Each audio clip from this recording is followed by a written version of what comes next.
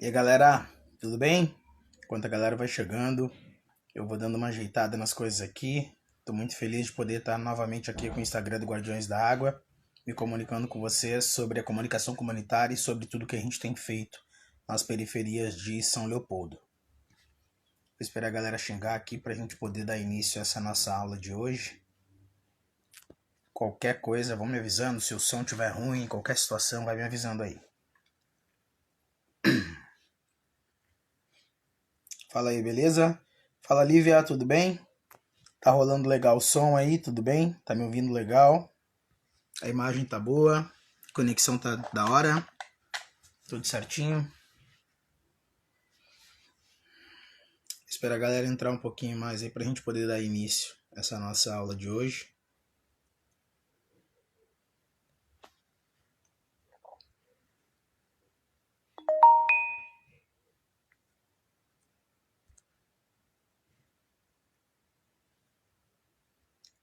Beleza, Lívia, valeu, obrigado. Obrigado, feedback aí.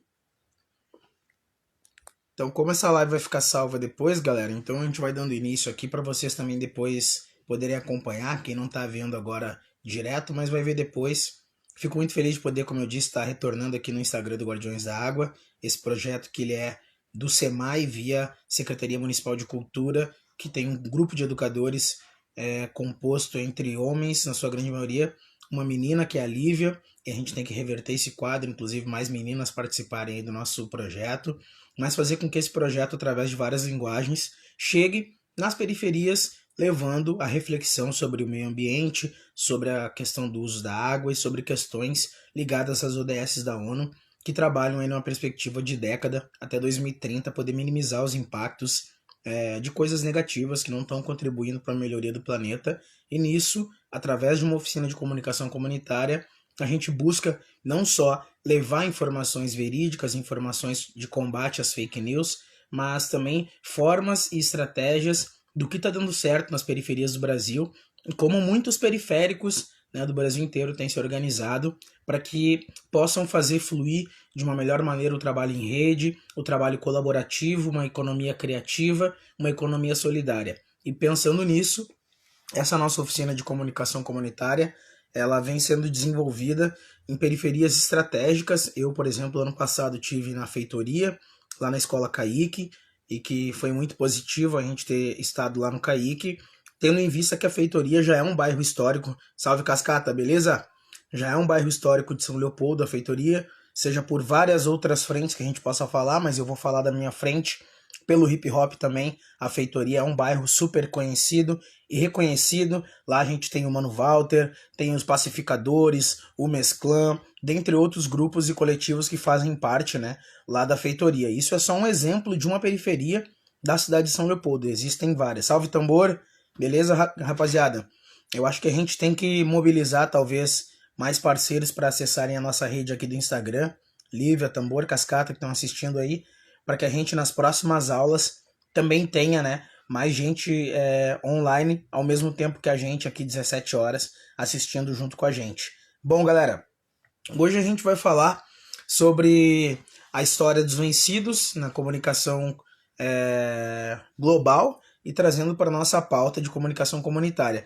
E por que sobre a história dos vencidos? Justamente porque é a história que não chegou nos livros de história, não chegou nos livros escolares, e nisso a gente viu que, de certa maneira, não só a nossa geração, mas as gerações antepassadas às nossas, acabou gerando uma série de estigmas, preconceitos e uma série de questões que perpetuaram, por sua vez, uma pauta não positiva para o nosso país, pautas que remetem a esse governo do Bolsonaro, pautas que remetem a coisas que não são positivas nesse momento atual. E quando a gente fala de rever história, de trazer a história dos vencidos, aquela história que é contada por um outro prisma, né, e por uma outra ótica, que não da elite, ou não da burguesia, ou não de quem se diz vencedor da história, né, como, por exemplo, aqui no nosso estado, Bento Gonçalves, Duque de Caxias, Davi Canabarro, dentre outros nomes que a gente possa falar, que são cultuados e exaltados até hoje como heróis, tidos como heróis do povo gaúcho, mas se a gente for rever de fato essa história, também a gente vai achar muitas entrelinhas que revelam que, na verdade, esses falsos heróis inclusive que se diziam abolicionistas, não escravocratas, eram totalmente ao contrário, né? Escravocratas, não abolicionistas. Tanto é que Bento Gonçalves, quando morreu, se não me engano, em 1852, ele deixou, né, 52 escravos também, escravizados para sua família. E nisso, então, a gente viu que esses falsos heróis e falsos nomes, que hoje são nomes de ruas, de avenida, a gente sempre se pergunta, né, da onde veio. Uma vez eu tava numa escola, galera, e aí eu perguntei assim pra galera, como é que é o nome da escola? Aí a galera falou, Bernardo Vieira de Mello. Eu perguntei, quem sabe quem foi o Bernardo Vieira de Mello? Aí ninguém soube me responder, né? E, obviamente nem eu sabia, né? E aí lá no fundo da sala, um professor de história levantou a mão e falou, Rafa, Bernardo Vieira de Mello foi o maior assassino de negros e indígenas na época entre a colonização de Portugal no Brasil, por cerca de 1650. E aí a gente ficou pensando assim, a galera levou a mão à consciência e pensou, nossa, cara, como é que pode um cara que matou, exterminou, estuprou e etc e tal, hoje ele é o nome de um lugar de educação, um lugar que os nossos pais confiam pra gente estar aqui estudando. E nisso a gente iniciou uma reflexão de como essa história, né, da ótica dos vencedores acabou ofuscando, inclusive não dando condições que o país se desenvolvesse de uma maneira igualitária e justa, que o país se desenvolvesse de uma maneira não racista, antirracista e muito mais do que isso, combatendo todos os istas que a gente possa falar, machista, homofobia, uma série de questões aí que a gente possa trazer. Ó, Duda, tá online aí? Satisfação, Duda? Então, como a gente estava falando sobre isso, galera, eu quero indicar já o documentário do Manifesto Porongos para vocês olharem, que retrata e fala sobre essa história não contada aqui no Rio Grande do Sul, e isso é um dos documentários que eu quero indicar para vocês. Outro documentário que eu quero indicar para vocês é a história dos Panteras Negras. E por que eu quero falar da história dos Panteras Negras? Não aquele Pantera Negra da Marvel, eu tô falando dos grupos originários lá dos guetos norte-americanos, que na década de 70 e final de 60 para 70 iniciaram uma forte comunicação de negros para negros e combatendo, né, os não negros violentos e preconceituosos e racistas e separatistas, que na época havia segregação racial também nos Estados Unidos. Basicamente, se a gente for fazer um paralelo, como são os separatistas aqui do sul do país, né? Santa Catarina, Paraná e Rio Grande do Sul. Esses separatistas que até hoje cultuam ideais que flertam com ideais da Revolução Farroupilha aqui no estado. Revolução, né, entre aspas. E nisso a gente viu que essa história específica que eu estou falando aqui, dos Panteras Negras, ela tem um desfecho que nos anos 70, satisfação Duda, valeu, valeu, que nos anos 70, essa história de uma comunicação que se deu através, na época, de flyers, de impressos de mão em mão, ela acabou de uma maneira muito cruel, tendo em vista que o sistema, ele muitas vezes trabalha para desarticular lideranças, né? E principalmente o sistema, quando a gente fala de sistema, é o sistema político direitoso, né? E aí, por vezes, a gente viu que, assim como a gente está vivendo agora, e a gente viu na história, que muitos grupos de militantes, de ativistas, de uma série de questões se desmantelaram durante a história. E dos Panteras Negras não foi diferente, infelizmente. Mas como se deu isso? A comunicação deles era justamente, né, do início do grupo dos Panteras Negras, por obter um sinal, uma sinaleira, dentro dos bairros lá onde eles moravam, em Nova York, por conta de não ter um sinal, muita gente estava morrendo atropelada, ou aconteciam acidentes e uma série de questões. E a briga dos Panteras Negras se inicia justamente quando um menino negro jovem, morre atropelado por um carro por conta de não ter uma sinaleira. E nisso se inicia uma série de reivindicações por direitos, né, através desses negros e negras, para que se tivesse uma sinaleira e a partir da sinaleira outros tantos direitos que naquela época ainda nos Estados Unidos não tinham. E essa comunicação deles começou de boca em boca, né? De um negro conversando com outro negro, um negro conversando com um não negro para se aliar à luta de maneira antirracista. Nos Panteras Negras eram aceitos somente negros e negras, não negros naquela ocasião não eram aceitos, eram convidados a somar na luta, mas o coletivo em específico era composto por negros e negras.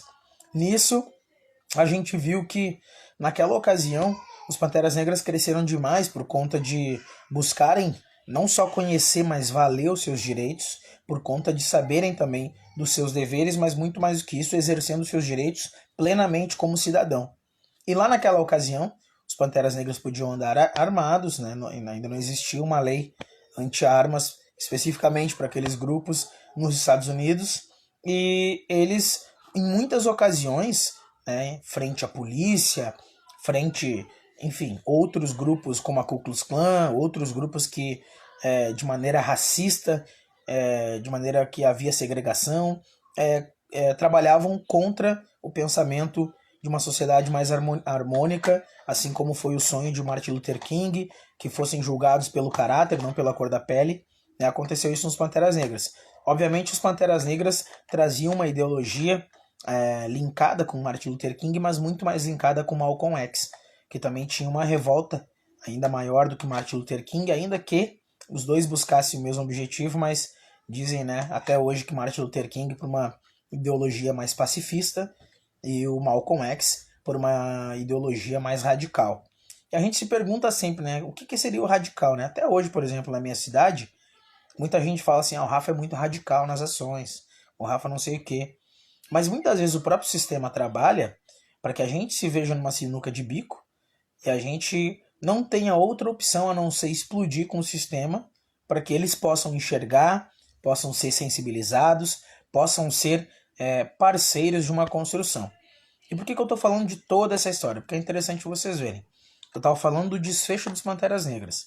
E lá na década de 70, os Panteras Negras, após ter conseguido a garantia, via reivindicação e a implementação de muitos direitos, leis e diversas coisas que fortaleciam a comunidade negra norte-americana, então eles encontraram uma alternativa ainda maior de poder se comunicar, criando o seu próprio jornal, criando, de certa forma, comunicações na TV, né? Existia um ministro da comunicação dentro do grupo dos Panteras Negras, então era um grupo muito bem organizado, tal como é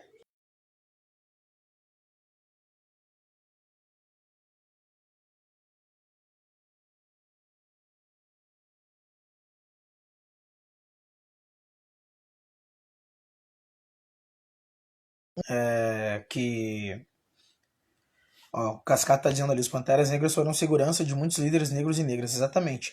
A irmã Shabazz é a viúva do Malcolm X, inclusive os Panteras Negras, quando a viúva do Malcolm X foi até um determinado local onde eles estavam, eles foram seguranças, né, da viúva de Malcolm X, logo após a morte de Malcolm X. Então, os Panteras Negras, como eu estava dizendo, na década de 70, o FBI e a CIA fizeram essa parceria com um traficante que espalhou a cocaína nos guetos norte-americanos. Até então o grande problema era a maconha, eram drogas mais leves comparado ao poder destrutivo, né, e viciante da cocaína. Então a cocaína foi o que iniciou a desmantelação do coletivo dos Panteras Negras. Só que o FBI, a CIA, bem como o traficante, né, daquela ocasião, eles não preveram que aquilo poderia ser uma ação simplesmente pontual e localizada, ou seja, né, para aqueles negros, naquele específico território. A cocaína, obviamente, ultrapassou as fronteiras dos territórios dos Panteras Negras, da comunidade negra norte-americana, e acabou ganhando o país inteiro, assim como o mundo inteiro, né? Infelizmente. Então, entre aspas, acabou sendo um tiro no pé, mas também acabou que, obviamente, de uma certa maneira, fragmentou o coletivo dos Panteras Negras. O Neil Hilton já tinha sido assassinado, um dos líderes Panteras Negras. Bob Seale, que ainda está vivo hoje, dando palestras, se não me engano, lá na Pensilvânia. Era um outro líder junto ao Newton, mas acabou que as grandes lideranças Panteras Negras faleceram por conta dessa implementação das drogas lá dentro. Por que eu estou dizendo tudo isso, galera? É legal a gente conhecer a história, porque quando a gente conhece a história, nos dá condição no presente de construir um grande futuro. Infelizmente, quando a gente não conhece a história, a gente está fadado a aceitar e achar que a história do outro ela é uma única história que existe, é um único ponto de vista. Bom, nós somos perdedores, nós perdemos as guerras todas as batalhas históricas que tiveram, os negros não têm lugar porque é isso mesmo e tem que aceitar, os indígenas não sei o que e é isso, tem que aceitar, as mulheres sempre foram submissas e é isso, tem que aceitar. E não é assim, não é assim que funciona. E historicamente, quando a gente fala de história e conhecer história, nos dá condição de cada vez mais rápido reverter esses pontos, assim como os Panteras Negras tinham 10 pontos, né, Cascata? Mas de reverter esses pontos que hoje ainda não contribuem para uma evolução enquanto sociedade. Então, quando a gente revê a história, nos dá possibilidade no presente de reescrever essa história que já vem sendo escrita pelos nossos antepassados, mas muito mais do que isso, da gente pensar de que maneira essa história agora, com a caneta e o bastão na nossa mão, ela pode escrever uma verdade que vai inspirar outras verdades daqui para frente. Bom, a gente arranjou algumas formas de se comunicar com a nossa comunidade. E eu sempre indico formas de comunicação para além do convencional, como jornal, TV web, rádio web, entre outras coisas, projetos, grandes projetos. Por que eu indico projetos, galera? É interessante que a gente pense que a nossa comunicação, muitas vezes na rede social, por mais que a gente tenha lá 5 mil amigos, tantos mil seguidores, até falando de seguidores, esses dias eu vi o Instagram da Cardi B, que é uma rapper, uma MC, uma cantora negra norte-americana, que tá fazendo muito sucesso por conta daquele meme que ela virou, né? Falando do coronavírus. Coronavirus! Ela falou assim, né? E ficou muito engraçado, enfim, aquela questão dela. Mas eu vi que no Instagram dela, por exemplo, ela tem 62 milhões de seguidores e apenas 5 milhões de pessoas visualizam o history dela. Se a gente for ver proporcionalmente, isso aí é pouco, né? E assim acontece com todos, né? Cada um no seu Instagram de maneira menor ou maior, na proporção, acaba acontecendo. Não é em todo mundo que, por exemplo, esse vídeo deveria estar com mais gente. Mas não é todo mundo que recebeu a notificação, não é todo mundo que acabou passando aqui no nosso Instagram hoje para ver se está online ou não. Uma série de questões que a gente possa desdobrar aqui também. E quando eu falo de projetos, é que justamente a gente tenha possibilidade de uma comunicação mais direta e mais do que comunicação direta, uma comunicação efetiva sobre o que a gente realmente busca. Agora, o que a gente realmente busca, né?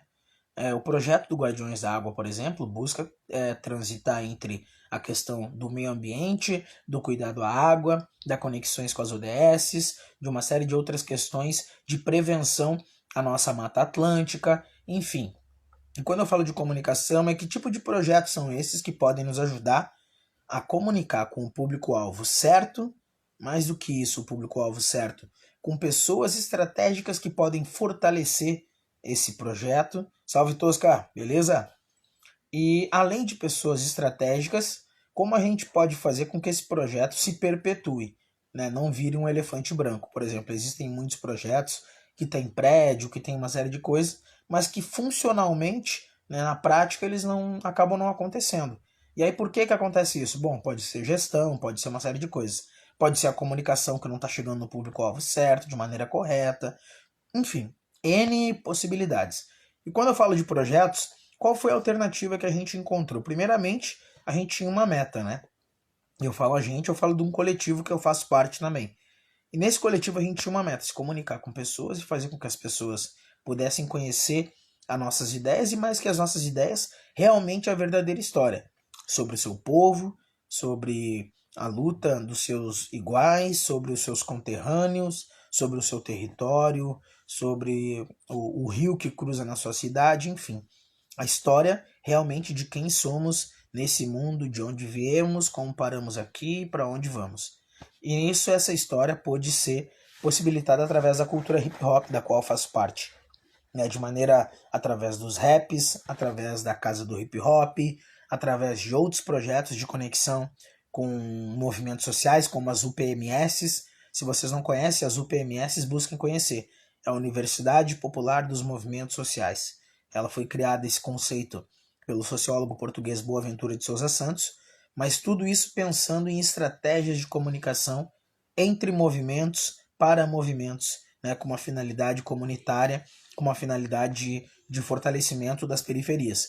E quando a gente fez o projeto, por exemplo, da Casa do Hip Hop, ou como o da UPMS, ou como o projeto do Museu do Hip Hop que vai vir a existir aqui no estado e que a gente está puxando esse bonde, a gente pensou de que maneira a gente poderia fazer com que essas histórias, além de comunicar, perpetuassem uma verdade, e essa verdade, como eu disse lá no início, pudesse inspirar novas histórias a fazerem as suas verdades, né, a partir dessa construção, dessa pavimentação coletiva, de um monte de gente que já veio antes da gente. A gente encontrou formas na lógica da multiplicação de 3. Isso é interessante quando a gente fala de comunicação comunitária também, porque tudo depende do trabalho em rede, tudo depende de multiplicadores, tudo depende, né, de uma articulação entre os semelhantes da comunidade. E a gente pensou então, bom, de que maneira a gente pode formatar essa comunicação mais efetiva. A gente iniciou uma rede com 100 pessoas, cada 100 convidou mais 3 pessoas, e nisso a gente conseguiu formatar uma ideia com 300 pessoas. A partir disso, mais 6 pessoas, e a gente conseguiu formatar uma ideia com 1.800 pessoas. E assim por diante. A nossa grande utopia é chegar a 21, onde a gente vai ter possibilidade de conexão com mais de 1 bilhão de pessoas. E por que eu falo 1 bilhão de pessoas? Porque é uma grande utopia. A gente sabe que falar com 1 bilhão de pessoas, fazer uma ideia circular, é algo um pouco, nesse momento de vida que a gente está vivendo, impossível. Oi, Gabi. Então, a gente sabe que, para além disso, nesse momento de vida, a gente busca fazer com que essas ideias possam circular o continente da América do Sul, para que praticamente, por exemplo, os 17 pontos da ONU, via ODS, ou ideias como esse projeto do Guardiões da Água, ou outros projetos que existem, possam realmente se efetivarem e se enraizarem nos territórios, para que a mudança que a gente espera ela aconteça. Bom, quando eu digo que esses pontos até chegar a 21, é porque na América do Sul hoje a gente tem uma população de mais ou menos 587 milhões de pessoas, grande parte dessa, 210, 212 milhões, está no Brasil, e os outros países que formam o nosso continente de língua hispânica, a gente sendo o único país de língua portuguesa no continente sul-americano, por muitas vezes a gente não teve uma grande conexão, eu falo das periferias brasileiras, com as periferias sul-americanas de língua hispânica, como na Colômbia, que é uma grande referência em política pública, de projetos sociais via hip hop, via dancehall, via reggaeton, via qualquer outro tipo de cultura que eles cultuem lá, salsa. A gente viu que a barreira linguística foi um grande fator de distanciamento, mas também uma falta de interesse, muitas vezes, dos brasileiros de buscarem conhecer a riqueza que existe nos nossos irmãos, nossos países vizinhos. Seja riqueza cultural, mas riqueza em várias outras frentes, de pastas ativas dos governos, como no meio ambiente, como na segurança pública, como na educação, na própria saúde também, ainda que a gente tenha o SUS, o melhor sistema de saúde do mundo, às vezes o que falta é gestão, mas a gente sabe que se houvesse uma troca entre o Brasil e os demais países, todo mundo sairia ganhando. E por vezes a gente viu não acontecendo. Eu falo isso para vocês porque em 2014 eu estive na Colômbia, eu toquei no Hip Hop ao Parque, eu sou um MC também da cultura hip hop. E lá a gente viu, realmente, foi lá que mudou assim, a minha visão de mundo e pensamento, do que fazer. Muitas vezes a gente se pega se pensando, a gente gostaria de comunicar, eu gostaria de gritar para o mundo alguma coisa, mas eu não sei o que. Que falta às vezes a gente se encontrar e poder entender realmente o que a gente quer para o mundo, o que a gente quer comunicar para os nossos iguais e etc. Então, foi lá em 2014, quando eu estive em Bogotá, que eu entendi realmente o que eu queria, que era comunicar, rever a história, trazendo histórias não contadas, trazendo a história dos vencidos, para que essa atitude pudesse nos dar condição de uma população mais reflexiva, crítica, uma população mais unificada enquanto continente, não somente Brasil com Brasil, Colômbia com Colômbia, Uruguai com Uruguai, mas todos com todos, porque somos irmãos sul-americanos, e nisso nos deu condição de, a partir desse trabalho, poder gerar frente para a comunicação de uma série de pessoas. Hoje na Colômbia a gente tem o festival Hip Hop ao Parque, que infelizmente esse ano até acabou sendo cancelado por conta do coronavírus, mas o Hip Hop ao Parque hoje ele é a maior janela de oportunidade de comunicação entre periferias sul-americanas. É um festival que acontece 3 dias por semana. Deixa eu só ler aqui os comentários. Exatamente, Tosca, é exatamente isso. É exatamente, quando a gente fala de comunicação, a gente tem que começar, né, a fazer com que essa comunicação ela aconteça, né, entre as nossas fronteiras, irmãos com irmãos. Exatamente isso. O Tosca, que viveu muito tempo em Cuba também, que a história de Cuba também tem uma história muito interessante, né, que pode inspirar também muitas micro-revoluções aqui no Brasil, principalmente aqui no Rio Grande do Sul. Mas voltando lá à Colômbia, como eu estava dizendo, o Hip Hop ao Parque lá é o maior festival de hip hop sul-americano e quem dirá do mundo. Né? Eu acho que do mundo em relação a festivais, ele acaba só perdendo para Coachella, assim, e o Tomorrowland, talvez, eu creio. Então o Hip Hop ao Parque ele bota 300 mil pessoas num final de semana, são 3 dias, 100 mil pessoas por dia. E é uma grande janela de oportunidade, como eu disse, que a gente tem de comunicação com as juventudes, tendo em vista que se reúnem jovens de todos os países sul-americanos lá na Colômbia. Salve, André, beleza? Então, essa janela de oportunidade, quando a gente se deu por conta que existia isso lá, a gente pensou, né, de que maneira essa comunicação poderia ser mais efetiva dentro dos nossos territórios, cada um fazendo do seu jeito, da sua parte, do seu próprio saber, né, mas participando de uma ecologia dos saberes, onde o teu saber pode vir a somar no meu, o meu somar no teu, e assim por diante. E projetos foram pensados estrategicamente aqui. Hoje a nossa grande estratégia de comunicação com as periferias, assim como existe o Guardiões da Água, existem outros projetos, é justamente formatar projetos que estejam na base da nossa sociedade, conversando com as juventudes, conversando com movimentos sociais, lideranças já existentes ou emergentes, né, que a gente possa fazer esse cruzamento de informações, de conhecimentos, para que esses conhecimentos saiam da teoria e adentrem a prática, e na prática possam gerar resultados não só esperados, mas resultados transformadores de impacto dentro dos territórios.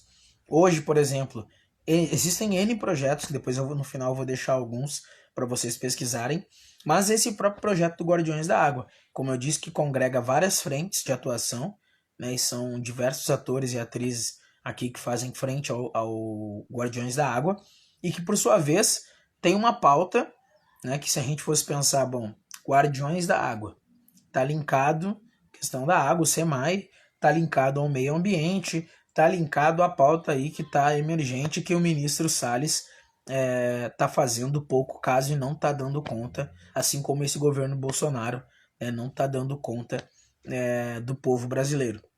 Então, a gente viu que... Ó, Cascata disse ali, ó, trocar experiência é mais importante. Exatamente isso. Esse, por exemplo, é um dos pontos das UPMS, como eu citei, né? Essa ecologia dos saberes, essa troca de conhecimento, troca de saberes que acontecem nas UPMS. Mas a gente viu que esse não dar conta aí das questões dos governos com essas pautas que a gente está traçando aqui no Guardiões da Água, esse projeto ele foi estratégico, né? Quando pensou, bom, a gente quer comunicar meio ambiente, mas o que pega na periferia hoje? É o teatro? É a música? É a literatura? É o hip hop? É a comunicação comunitária? É a dança, né? É o muralismo? É o grafite? O que está pegando? E justamente essas frentes que existem no projeto foram pensadas estrategicamente para que, através da ferramenta, da expertise, da cultura, do hip hop, da questão teatral, da questão da comunicação comunitária, fosse levado a mensagem de cuidado com o meio ambiente, de cuidado com a água, de cuidado com a nossa comunidade, seja de São Leopoldo, mas da região metropolitana do estado do Rio Grande do Sul também. Então, essas estratégias que a gente tem feito e tem visto em projetos e que tem dado muito certo, talvez seja um início quando a gente fala de comunicação comunitária, para que a gente possa pensar de que maneira a nossa sociedade ela pode estar mais bem informada sobre as questões atuais e o contexto político atual da nossa sociedade, sobre questões de prevenção nesse momento ao coronavírus, como a gente pode estar se cuidando ainda melhor, né, e não correndo riscos, mas também não deixando faltar o alimento em casa. A gente sabe que isso é uma grande dificuldade das periferias e que tem muitas iniciativas, inclusive, apoiando periferias que estão passando dificuldades extremas. Mas como a gente pode estar mais bem informado para que essa informação possa, inclusive, nos ajudar a sair o mais rápido possível dessa crise mundial que a gente está vivendo por conta do coronavírus. Existem, como eu disse, esses projetos, mas eu lanço um desafio para quem está assistindo a gente também, porque aqui tem muitas lideranças, o próprio Saroba, o Cascata, o Tosca, a Lívia, enfim, Davi aqui tá nos acompanhando também. É interessante que a gente pense como criar projetos que possam trabalhar em rede, com a rede seja da assistência comunitária, com a rede de outros projetos da sua cidade ou região, bem como do estado ou do país ou do continente ou do mundo. Mas de que maneira a gente pode criar iniciativas? Então eu deixo esse desafio. Que tipo de iniciativas, se vocês quiserem interagir comigo aí também, vocês conhecem, indicam ou gostariam, né, se tem aquele sonho na cabeça, de um dia fazer iniciativas que pudessem comunicar, pudessem levar conhecimento, iniciativas que pudessem levar justamente saberes que não estão nos livros escolares, não estão nos livros de histórias feito por eles, mas que vão estar nos livros, vão estar nos raps, nos slams, nas poesias, né, em tudo que é tipo de ação que a gente possa fazer, que a gente já está fazendo e virá das nossas próprias mãos, dessa nossa geração que está atuante no país.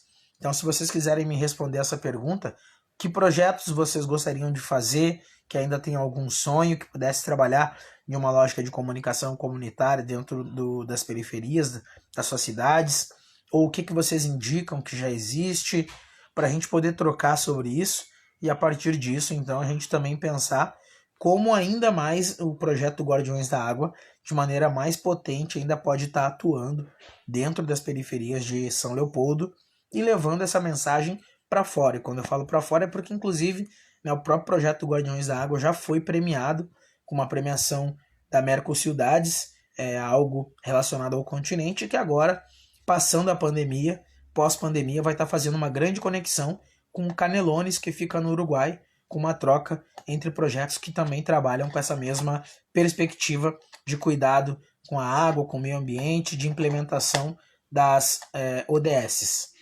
O El tá aí também. O que eu perguntei, galera, se vocês quiserem me responder, é que tipo de projetos vocês acham que poderiam existir que trabalhassem a comunicação dentro das comunidades, comunicações de maneira não violenta, comunicação de maneira preventiva, voltada para a lógica da justiça restaurativa, muitas vezes, ou comunicações de ideias e pedagogias da própria periferia para a periferia. Isso quando a gente fala de periferia para periferia, por exemplo, do hip hop para a sua comunidade, do funk, por que não para a sua comunidade. Que tipos de projetos vocês conhecem, que existem, que trabalham com essa lógica de comunicar, de informar, e que tipo de iniciativa talvez vocês teriam algum sonho ainda de fazer? Se vocês quiserem me responder, fiquem à vontade aí para a gente poder. E aí, galera, o que vocês mandam para mim? Cascata, conhece algum projeto? Lívia, Tosca, Noel, vocês estão assistindo aí? Eu vou indicar então um projeto, enquanto vocês vão pensando aí também. Um projeto que eu indico são as Comunas 13. É um projeto que eu tive contato em 2014 e de lá para cá mais outras 3 vezes. Então foram 4 vezes já, fora as vezes online, né, que a gente já tem possibilidade. Mas são as Comunas 13, que são em Medellín. Medellín é uma cidade satélite da Colômbia, que fica de avião 40 minutos, de carro algumas horas de Bogotá.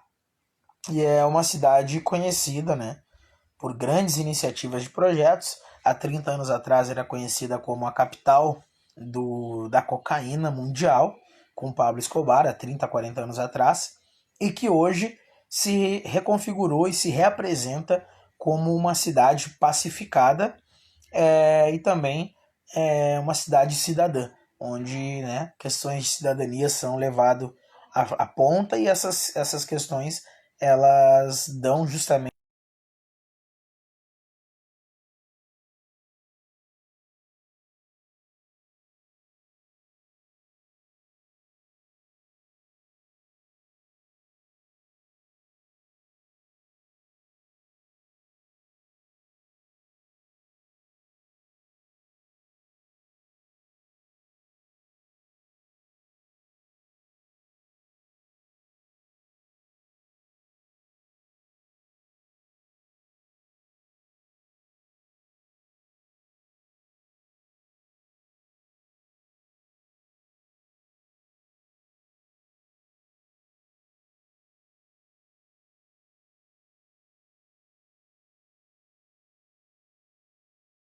implementadas na prática lá nas Comunas 13, que dão um show de cidadania, inspiraram projetos como o Pronasce aqui em 2010, quando veio para o Rio Grande do Sul, tendo o case universal de exemplo, né, que foi o Guajuviras, em Canoas.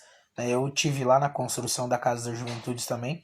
A Casa das Juventudes foi um grande case que nos deu possibilidade de trabalhar questões ambientais, questões culturais e de segurança pública, frente a uma periferia que era conflagrada dia e noite entre crime e tráfico, e que era o local onde mais morria gente por metro quadrado no estado do Rio Grande do Sul. Era conhecido como a Bagdá do Rio Grande do Sul, o bairro Guajuviras. E que pós-Pronace, que instalou lá o território de paz, foi feito então um trabalho diretamente com as juventudes, com as mães, com a comunidade geral, e aquela comunidade conseguiu evoluir de fato. Foi um grande projeto que nos inspirou a fazer o que a gente está fazendo hoje. E as Comunas 13 têm uma grande semelhança com esse projeto de segurança pública, que alia cultura, segurança pública, educação, meio ambiente, assim como são hoje, por exemplo, os Guardiões da Água.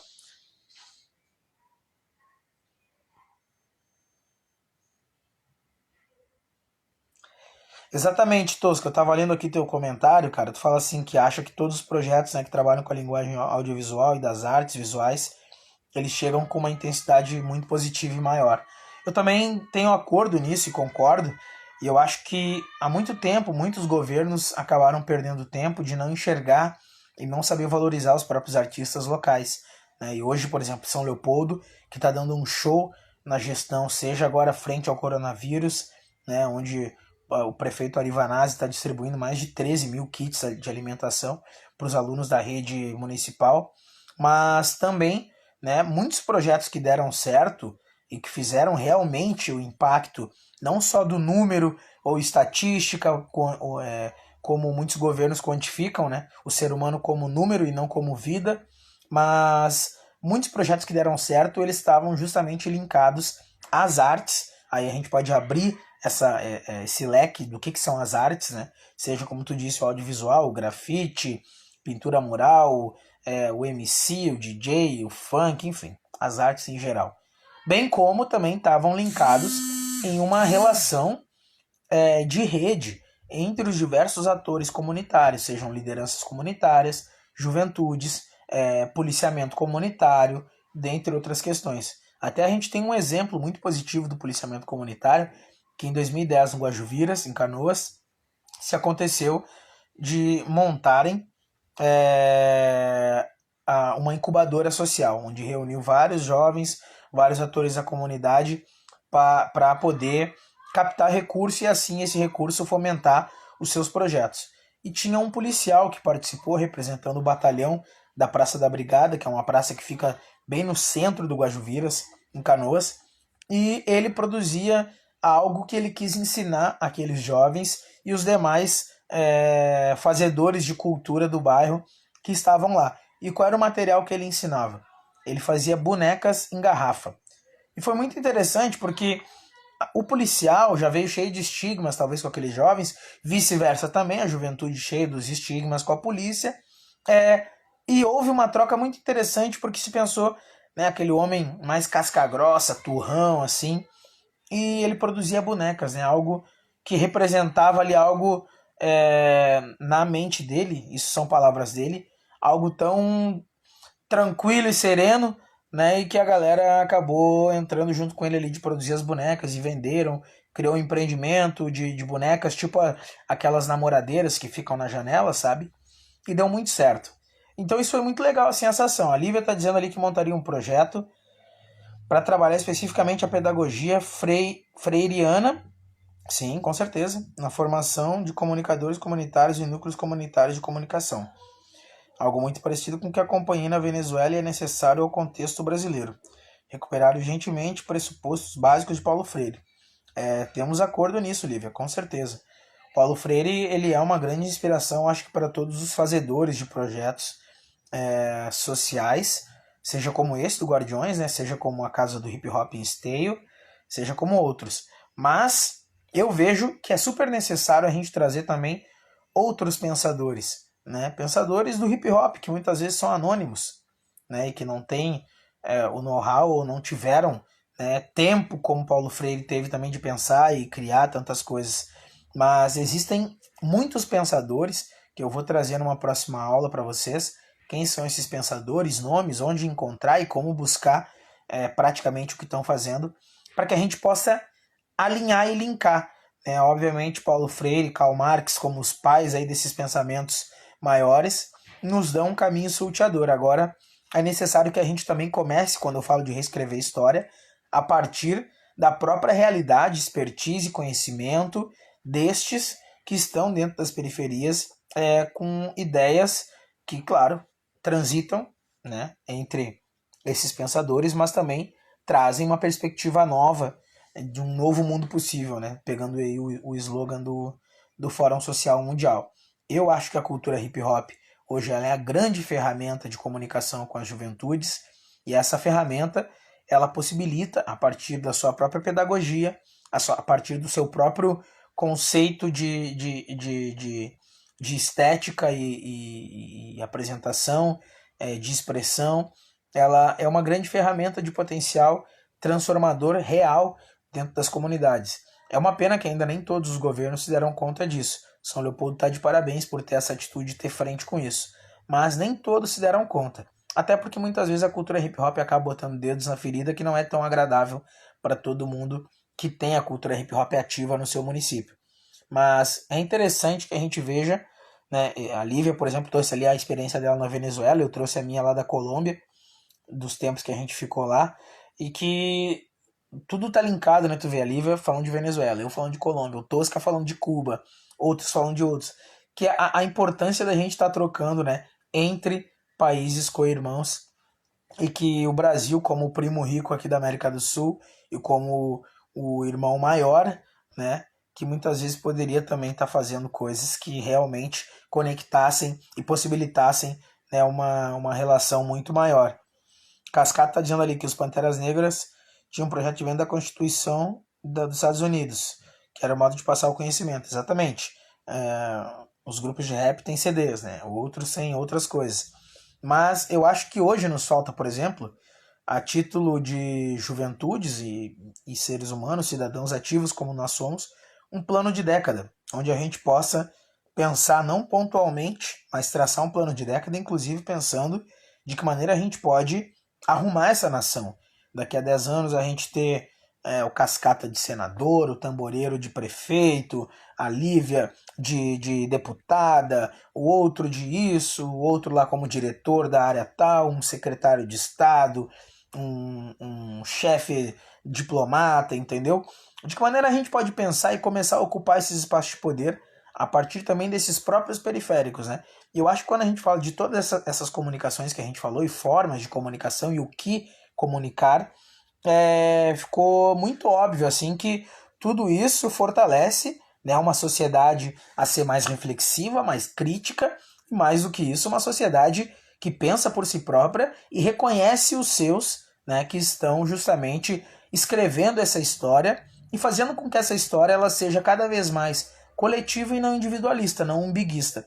Então, justamente a gente pensar essas formas para que a gente tenha um plano de década. Não só uma ação pontual, seja de um ano para o outro ou de em 4 anos, como se muda um governo, né? Agora a gente vai passar por eleições municipais, daqui a 2 anos, novas eleições presidenciais, mas que a gente pense um plano de década para que daqui a 10 anos a gente tenha condições, né? Assim como as grandes organizações também pensam esses planos de década, como seja as ODS, seja outros planos, mas o que a periferia brasileira necessita, tem de ideias propositivas, tem de visão e missão que a gente possa fazer com que a nossa sociedade saia mais evoluída enquanto coletivo e não unidade, que o mundo de amanhã seja mais colaborativo e não individual, justamente ali cada um trabalhando no seu, mas colaborativo, eu trocando, a gente cambiando informação, conhecimento, possibilidades, oportunidades. Então, justamente isso. O Cascata está dizendo ali, se nós da periferia não falar de política e não ser os agentes políticos, não iremos avançar. Concordo, Cascata, é isso aí, mano. A gente tem pleno acordo nisso e sabendo que essa fala do Cascata, ela remete, por exemplo, às mudanças que a gente quer acontecer. Eu acho que foi tu que postou, Cascata, mas aí o Tamboreiro replicou, ou foi o Tamboreiro e tu replicou, não sei. Mas falando que a mobilização que a gente viu agora na comunicação nas redes sociais, etc e tal, para que o Babu ganhasse o Big Brother Brasil, né, remete muito ao que o Tamboreiro ou tu falaram, né, que é isso. Será que vai haver essa mesma mobilização para que lideranças negras entrem no Legislativo Municipal esse ano? Ou justamente é só ali a questão daquele ator da Globo, né, aquela situação em específico, né? Então da gente pensar justamente isso, né, desses espaços de poder, para que pautas como essas elas sejam cada vez mais não só implementadas, mas efetivadas, porque o planeta ele é um bem comum para todo mundo e ele é um só e ele é finito, né? Ele não é infinito, né? Infelizmente, pelo menos para nós, né? Isso falando enquanto raça humana, ser humano, ele é finito. Vai chegar ainda o dia da humanidade, né? Mas a gente sabe que de que maneira, enquanto a gente está aqui, a água, o cuidado com o meio ambiente, o cuidado com a saúde das nossas florestas e rios, a gente pode estar contribuindo. Existem vários exemplos aqui no projeto Guardiões da Água, se vocês pesquisarem a partir de agora em cada oficineiro, ou aqui no nosso feed, ou lá na página do Facebook, ou na página do SEMAI, seja no Facebook ou aqui no Instagram também, da própria Prefeitura de São Leopoldo, vocês vão ver que N iniciativas, muitas iniciativas existem de modo muito prático, propositivo, para a melhoria da nossa sociedade a partir desses cuidados, a partir dessa relação com o nosso meio ambiente. Bom, galera, dito isso, eu vou ficando por aqui. Quem gostou dessa nossa troca de ideias, toda quinta-feira às 17 horas eu vou estar por aqui no Instagram do Guardiões da Água, conversando com vocês sobre comunicação comunitária, sobre hip hop, sobre projetos, sobre vídeos, fotos, audiovisual em geral, para a gente poder pensar de que maneira, nesse momento de pandemia, a gente possa, ainda que online, criar novos projetos, novas ações, novas relações, e essas relações fortaleçam enquanto sociedade para que a gente possa sair o mais breve possível dessa pandemia, vivos, com saúde, né, e que a gente não se esqueça que não pensemos só na gente, mas também no próximo. Eu me despeço com uma frase que a minha mãe sempre me disse, e eu levo ela para a vida, que diz assim: não basta que sejamos felizes, é preciso que os outros não sejam desgraçados. E com ela, eu me despeço, deixo um salve aqui para todo mundo que acompanha essa nossa live de hoje. Quinta-feira que vem tem mais. Obrigado a todo mundo que ficou na sintonia. Um bom feriado, um bom final de semana e até semana que vem. Tchau!